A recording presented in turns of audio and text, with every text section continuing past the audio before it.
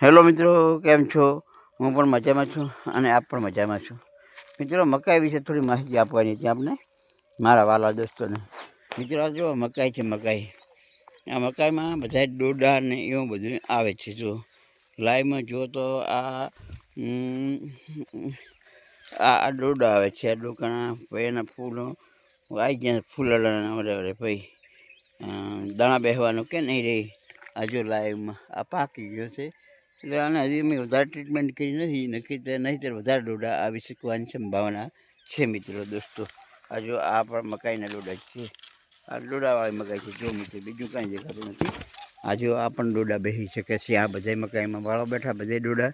એટલે લાઈવમાં આપ જો આખેમાં તો બધે આપણે ડોડા જ દેખાશે. મિત્રો, લાઈવ વિડીયો જુઓ આખો. બધે જ ચારે બાજુ મકાઈ ઊભી છે ને ત્યાં ડોડા ઊભા છે. મિત્રો, ડોડા આવી ગયા છે.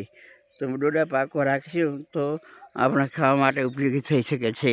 તો મિત્રો, આ તો હવે ઘર પૂરતો ઉપયોગી થાય, બાકી લાંબુ વેચાણ કે એવું કાંઈ થઈ શકે નહીં. અને હવે મિત્રો, આ બ્લોગમાં આટલું બસ. વધારે માહિતી હવે આપીશું વળી નેક્સ્ટ વિડીયોમાં. ત્યાં સુધી બન્યા રહેજો.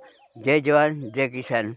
હંમેશા સદારામ બાપુની આપણે સદા સહાયતા કરે. તમારે જય સદારામ બાપુની પણ જય હો.